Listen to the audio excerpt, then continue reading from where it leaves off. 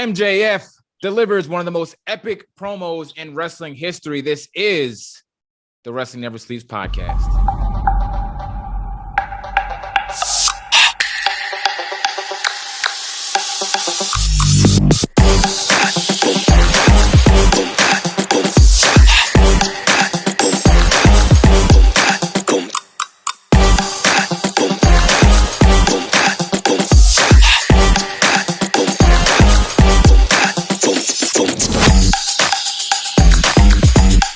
Welcome, ladies and gentlemen, to the Wrestling Never Sleeps podcast. I'm, of course, your host, Jared Never Sleeps, with my co-host, of course, the very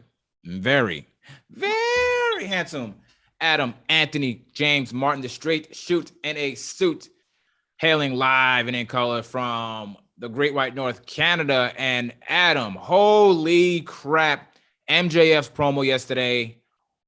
We have a lot to talk about. We have a lot to unfold with this promo. It was... people are calling it an all-time great, pipe bomb. Can you call it that? I don't know so much, Jared, if it was a pipe bomb, but it was definitely something that went off. It was something. It was nuclear. It was nuclear. MJF went off. He delivered an excellent, and probably a brutally honest promo that we've seen from anybody in AEW. The short-lived company of going on 4 years. Definitely the best promo presented by them. I don't know if it was the greatest promo or a pipe bomb of all time, because we've seen this in the past, but it was something that stood out. It was something that is getting everyone to talk. A lot of people are conflicted on what this means for MJF's situation. Yeah, people are wondering if it's a work or it's a shoot. Yes. Yeah. That's good. That's good. For me personally, I think it's a little bit of both. Because, we'll get into it, but oh man, like there's a lot of people raving it. There's a lot of people second guessing it, like you said, and that's what AEW needs. They need this controversy. They need this conversation to happen on a weekly basis. And the only guy you're really going to get that from is MJF. Maxwell Jacob Friedman. Yeah. I mean, this is what wrestling should be. This was what I imagined or wished that AEW was from the very beginning, really blurring the lines of reality and storyline. And this is when wrestling is at its best, when you don't really know what to believe and what not to believe.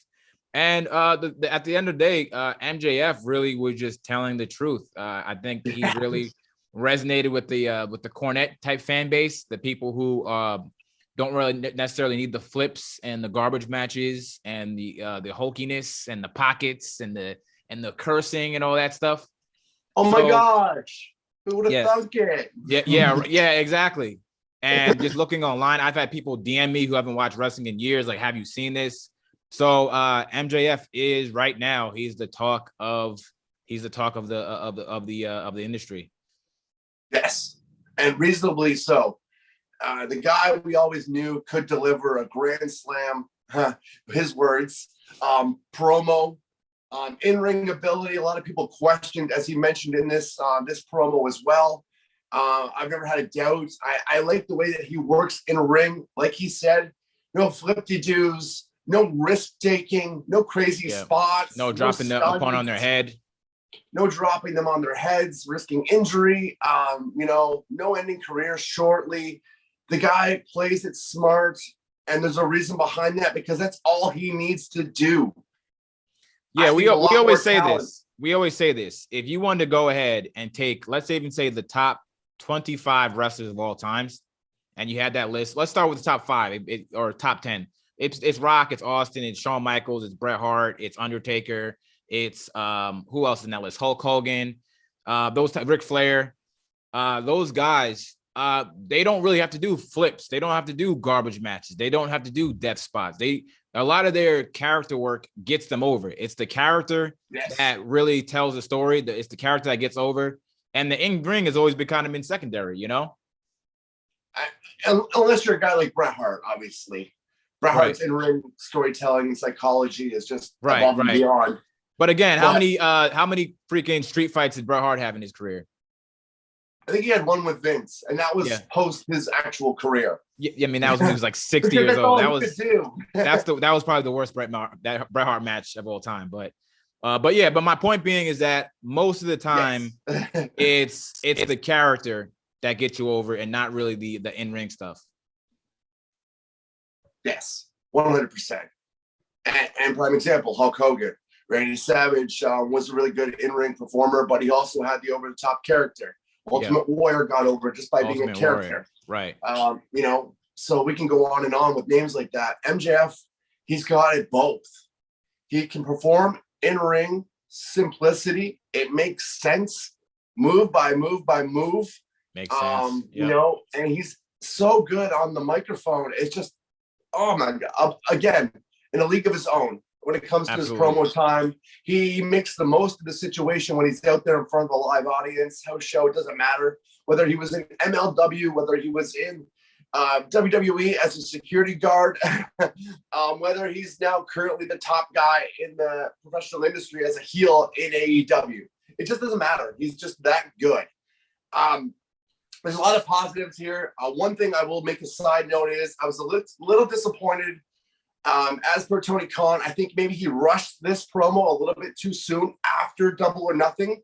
I mean, MJF took 10 power bombs. They didn't really let went out on a stretcher. Wheeled them out on a gurney. They didn't really set or let one of those wins settle down. They didn't let it hit the ground, so to speak. I think if MJF were to come back and do this, it should have been next week. To let everybody digest what happened to him at Double or Nothing. Instead of him coming back, he simply said, yes, I'm still sore, but I'm going off on you anyway. He didn't look like he was sore. That's the only criticism I have.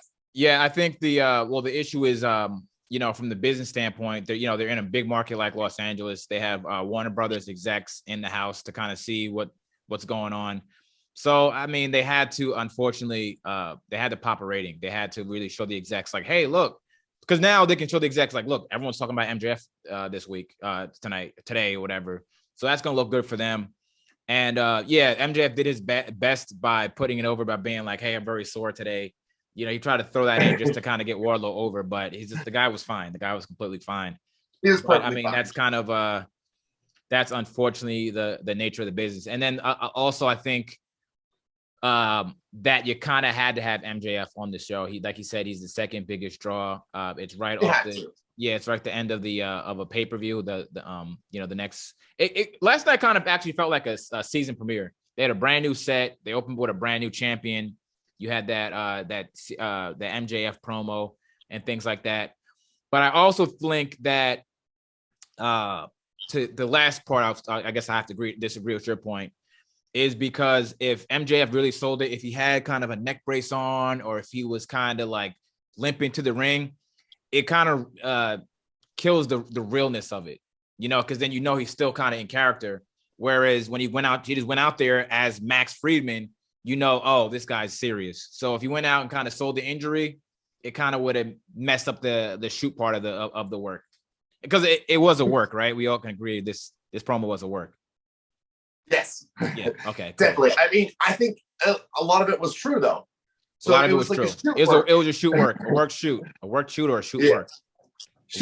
Work shoot, whatever you want to call it. It blurred the lines between reality and wrestling. The marks online don't know the difference anyway, so who cares? Yeah, right.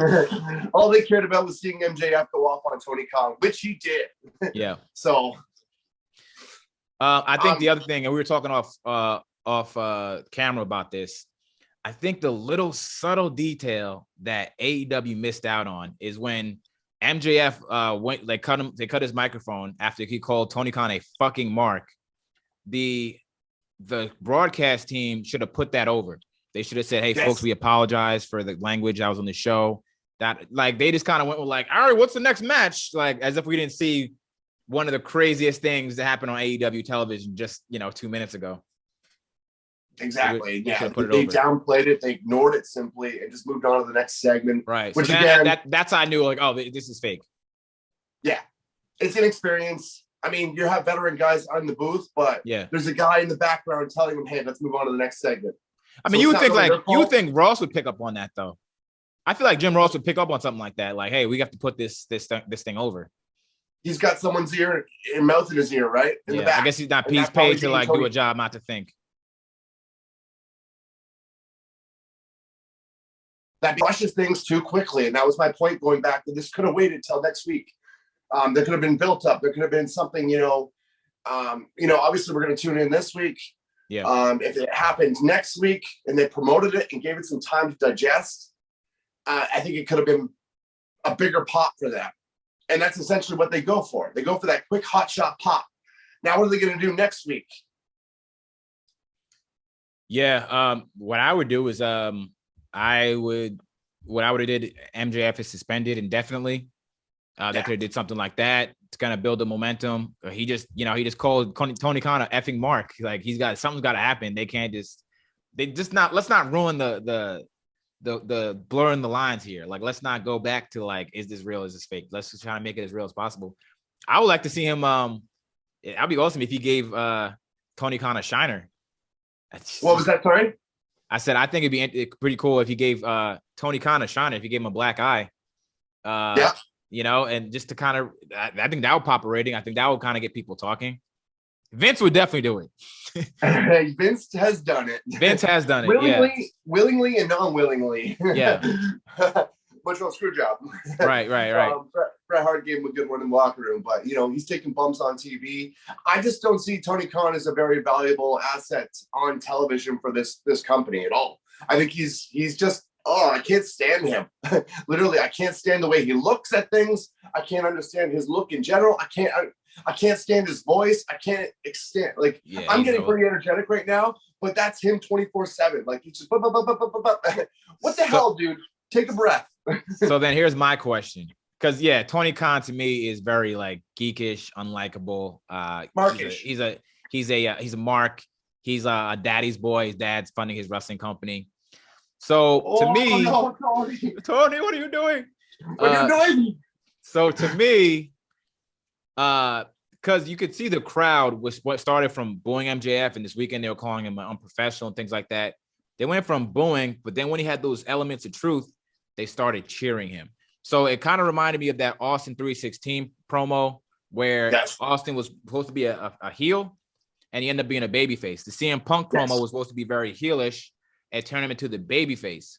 I believe this particular promo could potentially do the same exact thing for MJF. So my question to you is, would it be advantageous for AEW to kind of make a callback to like the Austin versus McMahon feud and make Tony Khan a heel against a babyface MJF? Would that pop ratings? Would that increase the brand visibility? Would that be an interesting story to tell in the confines of AEW?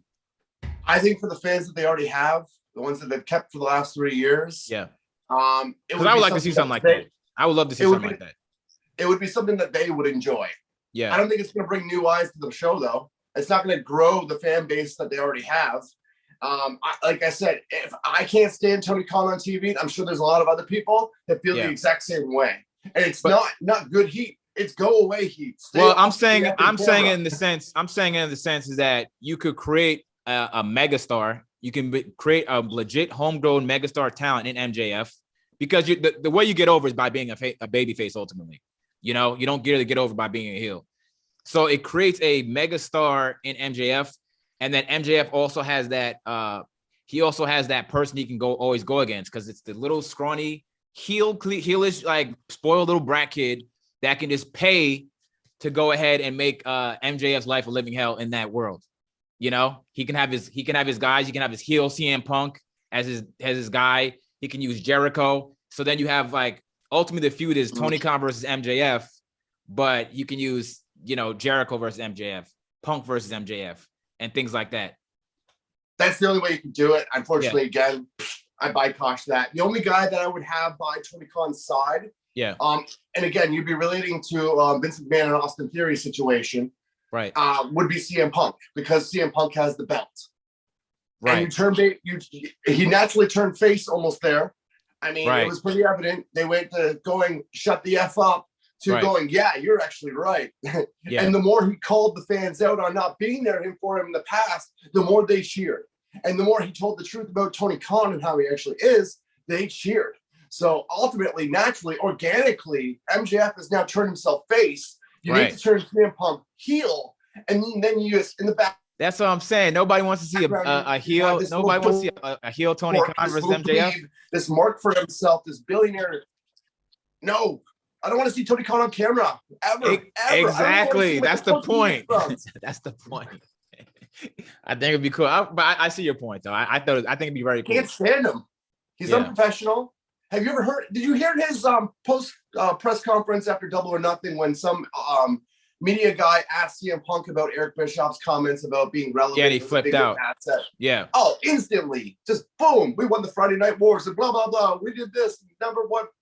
But that's what I'm saying. You can use that heat, and you can use that heat to build MJF. Like, imagine Tony Khan comes out and says, "Hey, this is my Tony Khan impression. Hey, MJF, you have a match tonight against one of my picked guys." And it's like an ex-WWE guy. And then the only way MJF can win is by doing like a shooting star press or something ridiculous, some flippity dumb shit, you know? That's the way they would book it. Yeah. Exactly. It's just like, I don't, it's like, I hate this guy. Yeah. But it's go away heat. It's go away heat. Unfortunately, I think a lot of people would agree with me on that as well. Yeah. It's almost like when Dan Lambert started out, people were like, get this guy off our television. I don't want ATT around here. I don't want UFC fighters coming in to a professional wrestling and sports entertainment environment. And they're not even good. They're not even good at what they do. Exactly. Tony's not good at what he does. Tony's proven that he's not good at what he does. And I guarantee you, he had nothing to do with this segment. I guarantee you, it was like CM Punk and MJF having to sit down and CM Punk going, hey, I did this once in WWE before. This is how it got me over as the anti-hero. This is how Austin got over. This is how I got over when I was champion against a guy like John Cena. So here's your opportunity. Here's your clues. Here's your fuel for the fire. This is what you're going to do. This is how you're going to do it. And of course, MJF being a natural at what he does, just grand slam, like he said, out of the park. So then my question is like, all right, where does MJF really go for here? Like, who is his natural? Because I mean, like I said, like his natural enemy now is Tony Khan, really. But all right, how do you? If it's not going to be Tony Khan as the enemy, then who the heck is his enemy? How does he go? Where does he go from here? He's got to revenge his loss against Punk. Man, that's so early though. I know, but they can draw if they do it right. They can. Feuds used to last for a year, and in the 80s. Yeah. Feuds, but it's such a quick turnover rate because fans just get. And we just saw that. We just saw Punk and MJF. We can't just go right back into Punk and MJF. So what do we do with this Punk guy? Chase him off. And that's what else. That's the other part that ruined it for me. Like when they said they had Punk chase him off. So there you go. They've already started it. Yeah. But that's a big money feud. You can't send MJF down. There's no one ready for him at the top level that he's at. You can't send Punk down like they did with Adam Page. See, that's the thing we said about just last show. We were like, everyone's in kind of limbo. We like MJF has to be elevated at this point, but the only guy at the top right now is Punk. Yes. And then we just saw Punk and MJF, and you're not going to take the belt off of Punk right now to get on MJF. And then is MJF a baby face now? That's my other question. Do people want to cheer him now? I think they do after last night's promo. I think they do, yeah. I think they're on board. It's like it happened organically, naturally, whether it was a shoot or a work or whatever you want to call it, just a straight up promo. Yeah, I think it just organically happened. They went from telling him to shut the F up and getting out of the ring to going, yeah, we agree with you. We love you. Yeah, this is great. Thank you for telling us the truth. This is what we wanted to hear.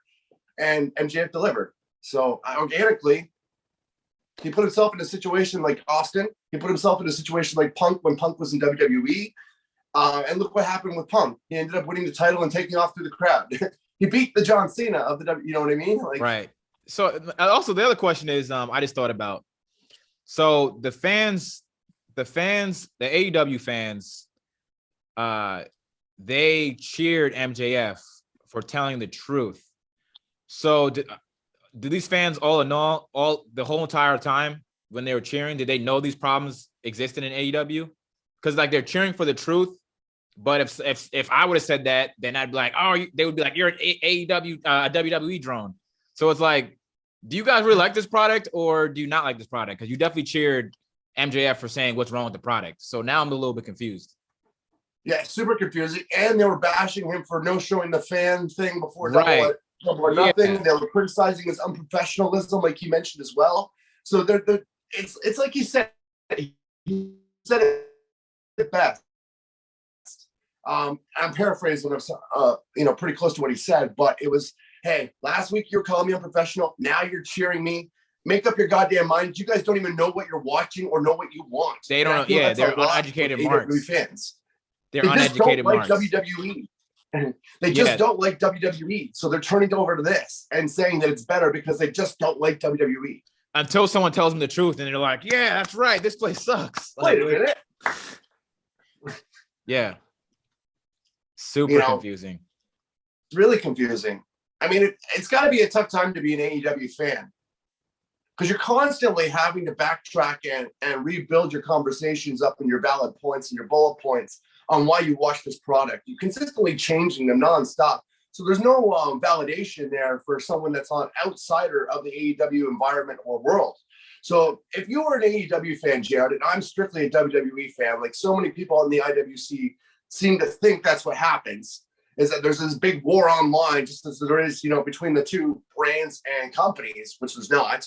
It's just all made up in their head, and they created the situation.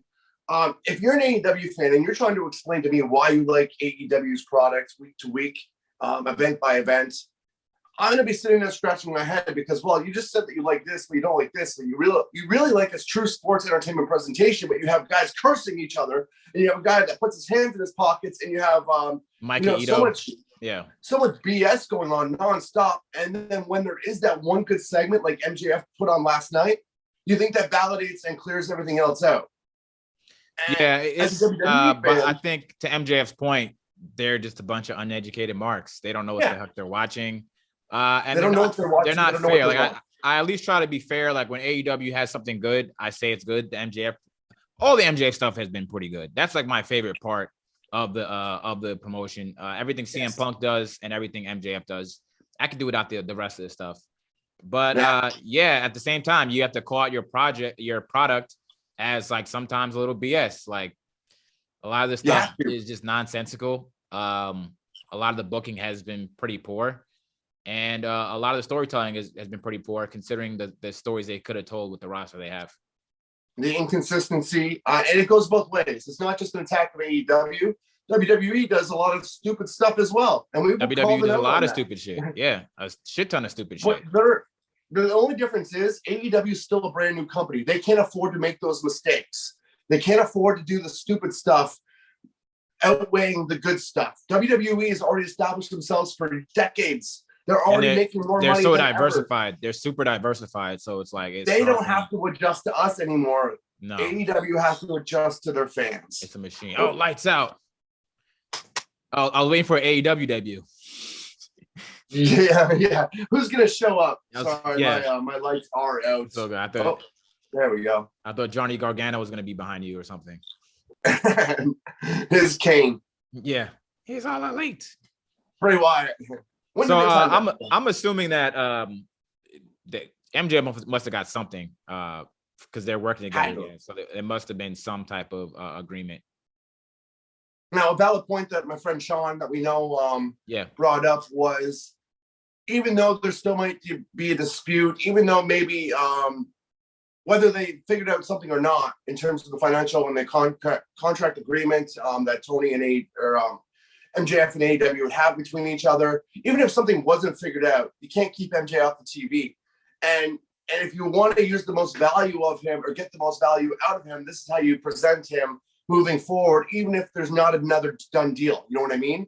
You put him on TV, you get the best or the most ratings out of him that you potentially can. And this is, I think, how you do it, despite his contract status, despite if it ends in 2024 or not moving forward.